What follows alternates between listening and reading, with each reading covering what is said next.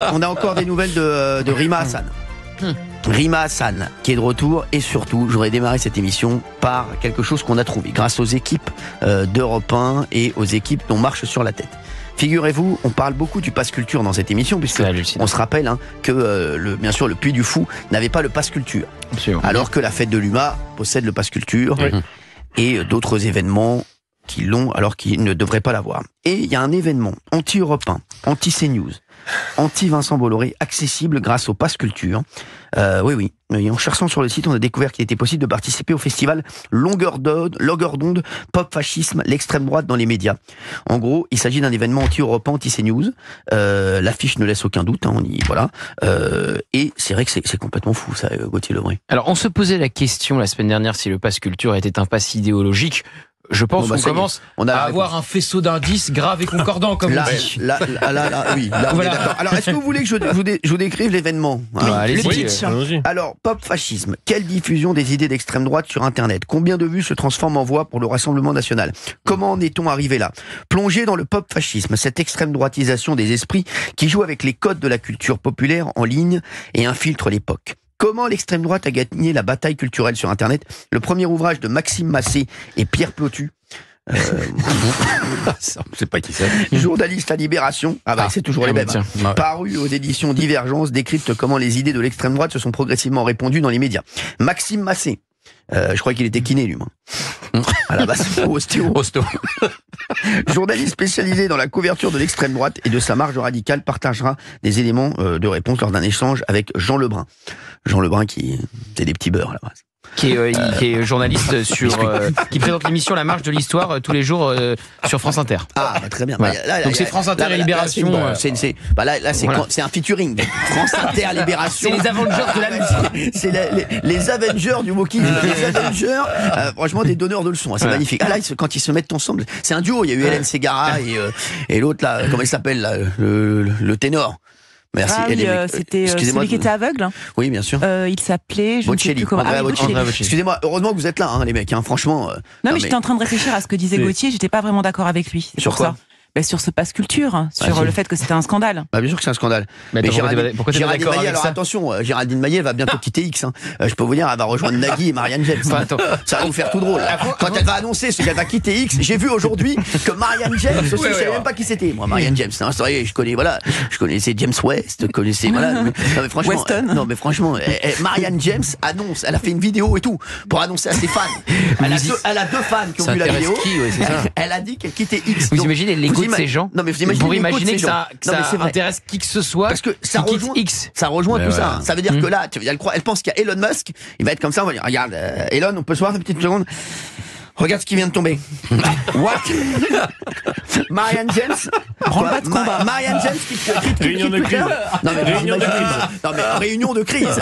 Là, je peux vous dire que là, quand il a vu que Nagui quittait X, Elon Musk, il va pas dans un karaoké pendant au moins 3 ans. Non mais je vous le dis. Non mais l'ego de ces gens. Non mais est-ce qu'on peut quand même faire un petit point rafraîchissement pour Géraldine Maillet? On fait un point rafraîchissement. Voilà. Après, on va se réchauffer parce que Géraldine Maillet, c'est sympa, mais vivement que Valérie Benaïm revienne. Je rigole. Dès lundi, vous inquiétez pas. Non, je rigole, c'est pas pour ça, c'est surtout pour son oreille. Plus Valérie Benaïm revient, moins elle est malade. Exactement. On l'embrasse d'ailleurs, je crois qu'elle nous écoute. J'espère bien, et on l'embrasse. Elle ne nous écoute pas. Très fort. Non, on l'embrasse fort. Et elle nous manque. Elle entend des sons. Voilà. Elle entend très bien. Non. Elle distingue des sons. Valérie, nous t'embrassons. Voilà, merci. Oui. Non, mais simplement, en l'espace de quelques semaines, nous avons donc eu une comédie musicale sur Bernadette Soubirous, qui n'a pas le droit au pass culture collectif, qui n'a pas le droit au pass culture collectif. Individuel, on peut y aller. Non mais alors. C'est incroyable. Tu me laisses pas terminer ma phrase. Tu dis que c'est faux, alors que c'est toi qui dis une erreur. Depuis qu'elle a vu qu'il y a un livre qui était sorti qui disait que l'Élysée avait essayé de mettre à mal les enquêtes sur le Covid, elle est toute griffe dehors. On va en parler ça aussi. Donc, je te propose de me laisser terminer mon propos et puis après tu pourras répondre. Laissez terminer Gauthier Lebray parce que lui, je veux dire, vous savez ce que c'est Gauthier Lebray? C'est tout. Vous savez ce que c'est Gauthier Lebray? C'est mon ombre. J'allais dire votre phare. Où je suis, il est. Je préférais être votre reflet. Pas encore, il va falloir quand même que tu prennes un peu l'ombre de d'épaisseur. ton ombre. Donc, Bernadette Soubirous n'a pas le droit à un pass culture collectif. Donc, par exemple, sortie scolaire, ce n'est pas possible. Pourquoi ? Parce qu'on dit que Bernadette Soubirous, la comédie musicale, donc, ne respecterait pas la laïcité. Pourquoi l'histoire de Bernadette Soubirous ne respecterait pas la laïcité ? Ensuite, le Puy du Fou n'a pas le droit au pass culture ni individuel, ni collectif. Pourquoi ? Parce qu'on nous dit que c'est un parc d'attractions. C'est des gens qui n'ont jamais mis un pied au Puy du Fou. Il n'y a pas une attraction, il n'y a pas un petit train, un roller coaster ou que sais-je. Ce sont des spectacles vivants. Or, les spectacles vivants ont le droit au pass culture individuel et collectif. Et troisième témoignage que je veux prendre, Rachel Kahn, qui a été dans le comité qui sélectionne ce qui a le droit ou pas au pass culture, en a été licenciée, virée, parce que justement, elle voulait ouvrir, élargir, et elle disait que oui, il y avait de l'idéologie dans le comité qui distribue le pass culture. Donc voilà. Attendez, alors là, on vient de m'envoyer quelque chose. Oui. Sarah Knafo vient de m'envoyer quelque chose. Là, je peux vous dire, on va en parler dans l'émission, ça vient de tomber. C'est absolument incroyable. Il n'y a que moi qui ai l'info pour l'instant. Elle vient de me l'envoyer directement. Vous et Sarah Knafo, du coup, vous êtes deux sur Terre. C'est incroyable. Je vais vous raconter un petit truc dans un instant. Bon, Géraldine Maillet. Géraldine Maillet, pour les auditeurs d'Europe 1 qui nous écoute, pour que ça leur fasse pas trop mal aux oreilles, sachez que c'est quand même la woke de l'équipe. Géraldine Maillet, là, il y a encore 2 heures, elle mangeait du quinoa avec Yann Barthès. Voilà, non mais c'est vrai. Elle était en train d'aller chercher des pousses de bambou. Voilà, non. Sur le périph'. C'est pas caricatural, c'est ça qui est bien. C'est sûr. C'est l'art du lancement. Allez-y. Allez-y. Alors j'ai parlé exactement de ce que tu as dit, Gauthier, l'autre jour dans TPMP et Touche pas à mon poste. Et effectivement, je trouvais que ce 2 poids 2 mesures et cette idéologie était insupportable. Voilà. Et je trouvais ça tout à fait normal que, par exemple, il y ait le spectacle vivant du Puy du Fou qui soit dans le pass culture, de la même manière que le spectacle Bernadette. Mais pour autant, ne vous offusquez pas qui est ce genre de spectacle. C'est-à-dire que nous, on n'a pas à faire la police de la culture ou le tri de la culture. Moi, je veux qu'il y ait 2. En fait, je veux qu'il y ait à la fois le spectacle vivant du Puy du Fou et pourquoi pas un spectacle post-fasciste que je n'irai pas voir, qui est complètement à l'encontre de mes idées, de mon point de vue. Tu comprends ce que je veux dire ? C'est pas du tout. Alors non, mais s'il vous plaît, je vais mettre les choses au clair. Géraldine Maillet, c'est très sympa ce que vous dites et vous avez raison. Mais ce n'est pas du tout le propos. Ce que vous voulez démontrer, Gauthier Lebray, et ce qu'on voulait démontrer, Gauthier Lebray et moi, les tangos et caches de l'information, on voulait juste démontrer que le pass culture penche fortement à gauche. Voilà, même complètement. Il est même couché à gauche. Donc, mais la culture, comment tu expliques ? Comment tu non mais aujourd'hui, la France est idéologiquement la culture depuis des décennies.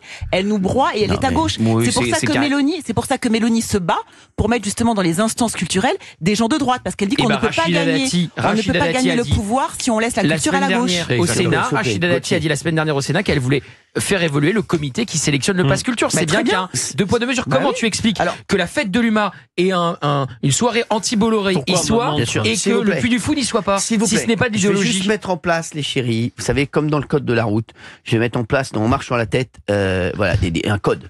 Sachez-le, Gauthier Lebray, il vient toujours de la droite. Donc Gauthier Lebray, il a toujours la priorité.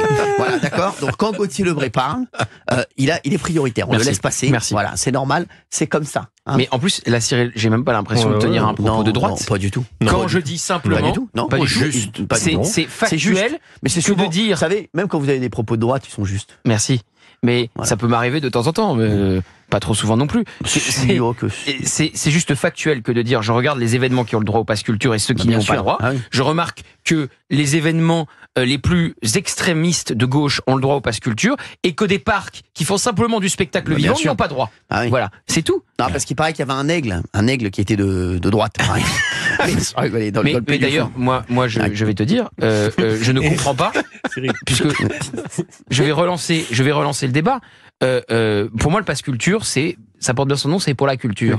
Donc c'est pour des spectacles vivants, des comédies musicales, des films, de la littérature ou que sais-je. J'ai appris que les escape games, me disait Rachel Kahn, avaient le droit au pass culture. Je suis d'accord avec toi. Qu'est-ce que c'est ? Elle m'a dit son fils est allé dans un escape game avec le pass culture.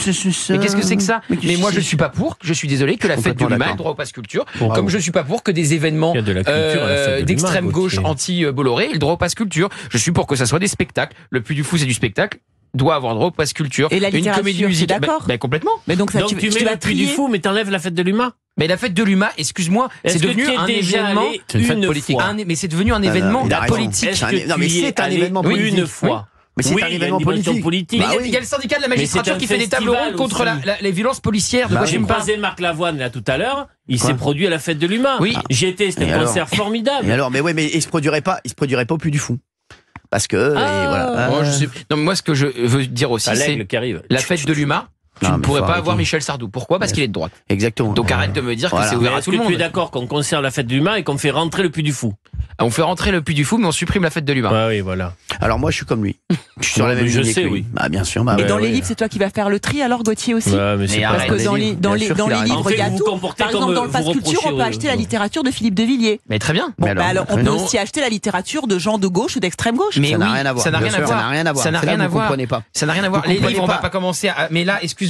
Là, c'est un Pass Culture qui donne accès à des gens, avec des moyens d'État, public. Voilà, et donc il ne doit pas y avoir de politique. De meeting politique. Je suis désolé, ça c'est un meeting politique. C'est un meeting politique. Voilà ce dont on parle. Un événement anti-européen, anti-CNews, c'est un meeting. L'humanité, c'est des meetings politiques. Voilà. Tu achètes les bouquins que tu veux, tu donnes pas un Pass Culture avec des meetings politiques. Imagine 2 secondes, mais je vais reprendre le même exemple, mais s'il y avait Valeurs Actuelles, la fête de Valeurs Actuelles ou la fête de Frontières d'Éric Tegner, tu crois qu'ils auraient droit au Pass Culture ? Non. Et c'est bien parce que ça veut tout dire. On met pas des meetings politiques. Voilà, c'est tout. Et si les deux y avaient droit ? Non, pas de meeting politique. Ni l'humanité, ni Valeurs Actuelles, c'est tout. On est d'accord. C'est du bon sens. Vous savez, on parle le même langage. Voilà. Vous êtes les mêmes. Exactement, on est les mêmes. Exactement. Voilà. Des Siamois. Tiens, il y a des gens qui disent l'événement anti-CNews, c'est le Pass Inculture. Ça n'a rien de culturel. Enfin, je suis désolé. Qu'est-ce qu'elle vous a envoyé, Sarah Knafo ? Alors, je vais vous le dire dans un instant. Et qui vous avez croisé aussi ? Il y a plein de choses. Qui j'ai croisé 01 80 20 39 21. La tête. Non, il y a du lourd. Alors, sinon, j'ai croisé Yael Braun-Pivet, très sympa. Oui. La présidente de l'Assemblée nationale, parce que j'avais parlé d'elle dans l'émission. Elle m'a dit, ça m'a tellement fait rire. Elle a dit ça ? Vous avez dit des choses gentilles ? Qu'est-ce que vous avez dit ? Moi, je l'aime beaucoup. Elle est sympa. Moi, je l'aime beaucoup. Elle est sympa. Moi, je la trouve surtout courageuse depuis. Bah non, j'avais dit que non, parce que comme elle s'était félicitée de la venue de la chaîne parlementaire un peu plus tôt. Après, elle m'avait envoyé ses vœux. Donc, j'avais pris sa carte de vœux. Elle m'a dit, j'ai ri. Elle m'a dit, mais non, mais elle m'a dit, c'était pas du tout contre toi. Voilà, je me réjouis pour la chaîne parlementaire. Mais je ne me réjouis pas voilà. Elle est un peu obligée parce qu'elle est présidente de l'Assemblée nationale. Voilà. Moi, je trouve qu'elle est courageuse et c'est très sympathique d'avoir dit ça. Elle est en première ligne contre la France insoumise. Elle s'est pris des... Et elle est assez indépendante. Moi, je l'aime bien. Je vous dis, très sympathique. Ouais, je l'aime bien. Très bien pour la reçoive ici. Je vais la lancer. Courageuse. Elle dit ce qu'elle pense. Yael Braun-Pivet, je la lance. On la lance, Yael Braun-Pivet. Vous lui dites. Ce serait une star si elle tweetait que c'est dommage que C8 ferme. Ouais, exactement, les deux. Mais bon, ce serait une star. Voilà. Mais bon, c'est vrai. Voilà. Elle a une fonction officielle. Bien sûr. Mais justement. Vous n'avez pas croisé Roch-Olivier Mest, non, hier ? Non, ça aurait été bien ça. Ça aurait été énorme. Non, il est en train de faire des photos là pour son prochain article. Pour Vanity Fair. Je crois qu'il est sur Vanity Fair, elle a raison. Là, il est sur un yacht, là, il est sur Saint-Tropez, là, il est en train de faire des photos, là. C'est un homme Newman. Non, mais je crois qu'il va faire, c'est le nouveau mannequin chez Newman, là. Il fait des photos de partout. Plus de parfum pour eux. C'est un génie, lui. Non, mais franchement, c'est un génie. Bon. Vous avez croisé un homme ou une femme? Non, mais. Dans la devinette. Stop. Je ne donnerai aucun indice. Ok. Je ne donnerai aucun indice. Vraiment, aucun indice, mais je sais. Si c'est quelqu'un que vous avez tapé fort sur la même période, je vois à peu près qui c'est. Ah non, mais les mecs, moi j'ai tapé sur tout le monde, les mecs. Je vois les réponses. Vous savez, on a quand même un grand gagnant là. On a eu un grand gagnant il y a quelques heures. Tous les jours, ça secoue. Attention quand même. Bon, tous les jours, les mecs, on est en orangina dans l'émission. La pulpe, je peux vous dire qu'elle reste pas en dessous. Non, c'est sûr. Bon, alors, tiens. Alors, l'événement anti-européen, un truc, je crois que ça s'est fait. On est d'accord là-dessus. Il y a Sarah Knafo qui m'envoie un truc. Alors Elle est rentrée. Oh, on a eu la même question. Elle est rentrée des États-Unis. Ok. Coucou, chère Sarah. Coucou, chère Sarah. Il y a une jeune femme qui lui écrit. Je te joins ce document. C'est un support officiel pour les profs, recommandé par le ministère pour faire l'éducation aux médias. On y lit: le programme de Cyril Hanouna est une entreprise de désinformation qui menace les fondements de la démocratie. C'est ce qu'ils ont. Donc ils ont envoyé le truc. Donc ils m'ont envoyé le truc. Et donc ils ont ouvert. Alors, dans l'ouvrage, donc ils citent en fait Claire Secaille, vous savez, l'historienne des médias. La chercheuse au CNRS. Elle a jamais rien trouvé. Non, mais elle a jamais rien trouvé. Même un cache-cache dans un studio, elle te trouve pas. Un cache-cache dans une cabane, elle est capable de te chercher pendant 2 ans. Elle a jamais rien trouvé. Non, mais elle, c'est un génie, elle aussi. Franchement, et dire qu'elle est payée par le CNRS pour faire des conneries pareilles. Bon, voilà. Donc il la cite. Donc voilà. Le programme de Cyril est une entreprise de désinformation qui menace les fondements de la démocratie, notamment en banalisant la charge contre les institutions de la démocratie représentative. La succession de sanctions et de mises en garde infligées à l'émission par l'Arcom permet de mesurer l'ampleur du problème. Insultes, canular homophobe et plus récemment diffusion d'une théorie du complot. Ça c'était sur le vaccin apparemment. Voilà, donc elle dit n'importe quoi. L'adénochrome, je crois. Oui, ça aussi. Oui. Et pas de quoi faire rire l'autorité de régulation. Juillet 2024, l'Arcom n'a pas renouvelé la fréquence de TNT de C8, une première dans l'histoire de la télévision française. Alors, je vous le dis, en fait, ils sont entre eux. Ils mettent des sanctions, ils font des trucs, mais ils font leurs trucs entre eux, vous avez vu. Et donc voilà, ça, c'est distribué. Donc c'est des éléments de langage qu'on donne aux professeurs de l'éducation nationale pour qu'eux-mêmes l'inculquent aux élèves et en parlent et évoquent ça. Exactement, c'est absolument, c'est incroyable. Franchement, non mais quand je vous dis, ils sont dans leur monde, mais ils comprennent pas en fait. Ils comprennent pas. Et puis il y a un livre qui révèle que l'Élysée aurait tenté de bloquer des enquêtes sur la crise du Covid. On va en parler ce soir aussi dans l'émission, vous allez voir, ça va secouer. Ça va secouer. Davé et l'homme. Oui, Davé et l'homme. Oui, c'est la nouvelle. Je les aime bien les deux. Allez, du monde. C'est une grosse enquête. Je les aime bien eux. Très documentée. Ouais. Je vous dis que eux, je les aime bien moi. Ils sont pas mal. Bien, ils sont plus au monde. Ah, ils sont plus au monde ? Je crois pas. Ils sont partis. Je crois qu'ils sont partis du monde, comme tous les bons. Mais eux, quand ils font une enquête, c'est du lourd. Ah non, ils sont bons. Et je peux vous dire que là, ça va secouer sévère aussi là, cette histoire du Covid. Je l'avais toujours dit, mais là, vous avez vu, on me cite dans des trucs pour les médias. C'est ça pour dire que c'est moi qui dis des conneries, alors que ils nous prennent pour des cons depuis des années, mais eux. Ils peuvent continuer parce que comme ils s'entendent entre eux, ils sont topés dans la main, ils se sont dit voilà, on va faire croire ça aux gens et tout va bien se passer. C'est stalinien ces méthodes quand même. Ouais, c'est stalinien. Non, c'était mieux organisé à l'époque. Ouais, c'est vrai. On sent la nostalgie, hein. Il est nostalgique, Il est là, d'Artigol. Allez, on va prendre 2-3 personnes là, 2-3 auditeurs qui veulent savoir qui j'ai rencontré hier. 01 80 20 39 21. Il y a un très beau cadeau à gagner. Alors il y a Christophe qui est avec nous de Nantes. Bonjour Christophe. Oui, bonjour. Ça va bien, non, c'est pas Nantes, c'est Caen. Ah, ils vous ont mis à Nantes, sûrement. Vous venez de déménager. Vous venez de déménager, c'est pas grave. Alors, merci d'être avec nous. Très beau match hier, 4-2 pour PSG. Exceptionnel. C'est la première fois que je vois un match du PSG en Ligue des Champions cette saison se jouer ainsi. C'est la première fois que j'y vais. Avec l'envie. Okay, posez-vous les bonnes questions. Alors, j'ai vu Nasser El Khelaïfi, je vous jure que c'est vrai. Il m'a dit, t'es obligé de venir à tous les matchs maintenant. Il m'a dit, sorte de mascotte. Ah non, mais il m'a dit, t'es obligé de venir à tous les matchs maintenant. En plus, si je puis me permettre, vous êtes arrivé à la deuxième mi-temps. Exactement. À la première mi-temps, il se passe rien. Après, on est mené 2-0. Exactement. Et vous arrivez, et là, une sorte d'embellie, d'éclaircie. Et quand vous arrivez où dans le stade? J'arrive dans la tribune. Discrètement? Des gens, quoi. Oui. Il est avec les ultras tout en haut. Les ultramarins. Géraldine. Oui, exactement, oui. Oui. Ça va toi? Oui, Christophe, exactement. Christophe a raison. Christophe, à votre avis, qui ai-je rencontré hier? Alors j'avais deux possibilités. Je pensais moins fortement à Louis Boyard. Oui, moins fortement. Non, Louis Boyard, il est à Villeneuve-Saint-Georges, là, actuellement. Là. Il sort pas, et comme il veut devenir maire de la ville, il sort pas comme il veut absolument faire croire qu'il habite là-bas depuis très longtemps. En fait, il ne sort jamais de la ville. Je vous le dis, il a un bracelet électronique, lui, que sur Villeneuve-Saint-Georges. Donc voilà, donc lui, non. Donc ce n'est pas lui, c'est pas lui. Non, deuxième possibilité qui est un peu plus probable, Anne Hidalgo. Anne Hidalgo. Elle doit être avec Nasser, un peu dans le même logique. Anne Hidalgo, ça aurait été possible, mais Anne Hidalgo n'était pas là, puisque vous savez que Nasser El Khelaïfi et Anne Hidalgo, c'est comme moi et Jean-Michel Apathy. Parc des Princes. Voilà, Parc des Princes, exactement. En revanche, il y avait Valérie Pécresse. Il y avait Valérie Pécresse qui, elle, s'entend bien avec Nasser El Khelaïfi, qui fait tout pour aider le Parc des Princes à rester, pour peut-être vendre le Parc des Princes ou trouver un accord avec eux. Mais c'est pas Anne Hidalgo, qui veut donner le Parc des Princes aux mains des rats, aux pattes des rats même, puisque je sais pas à qui elle veut le donner. Mais voilà. Non, c'était pas ça, Christophe, mais je vous embrasse fort et merci d'avoir été avec nous sur Europe 1. Oui, je peux rebondir sur une petite chose, le pass culture dont vous parliez juste avant. Vous allez rebondir sur le pass culture dans un instant. Tout simplement, le pass culture, c'est une aberration puisque le pass culture ne sert qu'à une chose pour les jeunes, et je sais de quoi je parle, ne sert qu'à acheter des mangas ou aller au ciné avec.